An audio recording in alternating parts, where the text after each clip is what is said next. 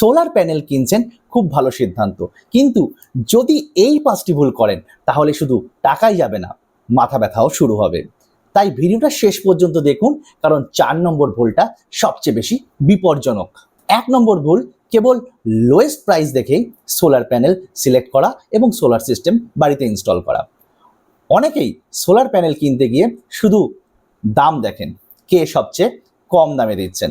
কিন্তু কম দাম যদি আপনি নেন, সেক্ষেত্রে লো এফিসিয়েন্সি বা লোকাল প্যানেল পান, তাহলে আপনার দিনের আলো পড়লেও প্যানেলের উপর বিদ্যুৎ কিন্তু সঠিকভাবে পাবেন না, অর্থাৎ আউটপুট বা জেনারেশনটা কম হবে।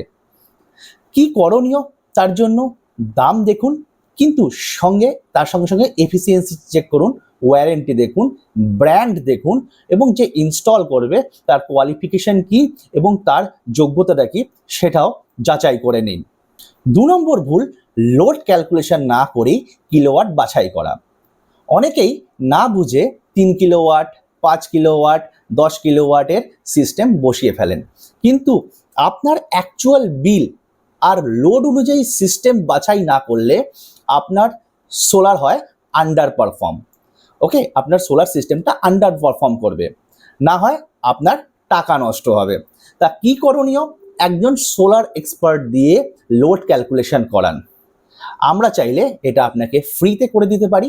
এর জন্য ভিডিও ডেসক্রিপশনে গুগল ফর্ম দেওয়া আছে, সেই গুগল ফর্মটা ফিল আপ করে দিন, আমরা আপনার বাড়ির লোড ক্যালকুলেশন সম্পূর্ণ ফ্রি অফ কস্ট করে দেব। 3 নম্বর ভুল, নেট মিটারিং না করা। সোলার সিস্টেম বসানোর পরেও অনেকেই নেট মিটারিং করে না। এর ফলে এক্সট্রা বিদ্যুৎ যেটা জেনারেট হয় সেটা গ্রিডে পাঠানো যায় না। গ্রিডে না দেওয়ার ফলে কোনো টাকা বা বিলে আপনারা ছাড় পান না। এটা অনেকটা হলো গোয়ালে গরু বেঁধে রাখলেন কিন্তু দুধ খেলেন না, অনেকটা এই রকম। তো সঠিক স্টেপটা কি? ইনস্টলেশনের সময় নেট মিটারিংয়ে অ্যাপ্লিকেশন করে দিন। আপনার সিএসসি বা WBACDC যেখানেই ইলেকট্রিক সাপ্লাই হোক না কেন, আপনি নেট মিটারিং অ্যাপ্লাই করে দিলেন। 4 নম্বর ভুল হচ্ছে লোকাল টেকনিশিয়ান দিয়ে ইনস্টলেশন করা, যেটা মোস্ট ডেঞ্জারাস। লোকাল ইলেকট্রিশিয়ান দিয়ে প্যানেল বসানো হচ্ছে সবথেকে বড় ভুল, কারণ তারা স্ট্রাকচার, ওয়্যারিং, এছাড়াও প্যানেলের কতটা অ্যাঙ্গেলে প্যানেলটা বসবে, অর্থাৎ টিল্ট অ্যাঙ্গেলটা কত হবে, ওয়াটারপ্রুফিং কিছুই ঠিকমতো জানেন না। এতে কি হবে? শর্ট সার্কিট হতে পারে, এছাড়া ফায়ার হ্যাজার্ড হতে পারে বা প্যানেল কিন্তু ড্যামেজ হতে পারে। তাই লোকাল ইলেকট্রিশিয়ান দিয়ে করবেন না, অবশ্যই সার্টিফাইড এবং গভর্নমেন্ট সার্টিফাইড কোনো টেকনিশিয়ান বা সুপারভাইজার দিয়ে কিন্তু ইনস্টল করুন। 5 নম্বর ভুল, মেনটেনেন্স ভুলে যাওয়া।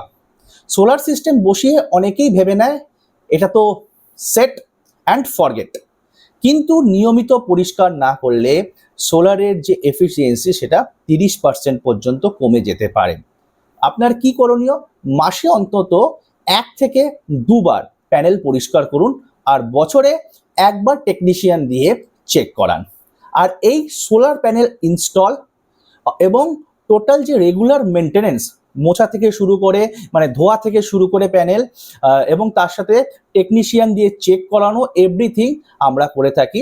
আপনি যদি কম খরচে এবং সঠিকভাবে সোলার সিস্টেম ডিজাইন করতে চান বা সোলার সিস্টেম আপনার বাড়িতে লাগাতে চান, তাহলে ভিডিওর ডেসক্রিপশনে কন্ট্যাক্ট নম্বর দেওয়া রইল, সেখান থেকে আপনি চাইলে কন্ট্যাক্ট করতে পারেন, অথবা আপনি কিন্তু একটা গুগল ফর্ম আছে, সেটা ফ্রিতে কিন্তু ফিল আপ করতে পারেন।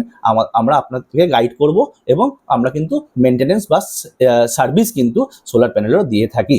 বন্ধুরা, এই 5টি ভুল এড়িয়ে চললে তাহলে সোলার সিস্টেম আপনাকে 25 বছর শান্তি দেবে। আর যদি সোলার নিয়ে কোনো প্রশ্ন থাকে তাহলে নিচে কমেন্ট করুন বা আমাদেরকে হোয়াটসঅ্যাপ করুন, ভিডিওর ডেসক্রিপশনে হোয়াটসঅ্যাপ নাম্বার দেওয়া রইল। আর আপনাদের সবার প্রিয় উজ্জ্বল পাওয়ার টেক আপনাদের সমস্ত প্রশ্নের উত্তর দেবে। যদি ভিডিওটা কোনো উপকারে লাগে তাহলে লাইক এবং বন্ধুদের সাথে শেয়ার করুন, সাবস্ক্রাইব করে পাশে থাকুন। আর আপনি আমাদের জানাতে পারেন এর পরবর্তী ভিডিও সোলার সিস্টেমের উপর কী টপিকে চাইছেন। Thank you so much for watching.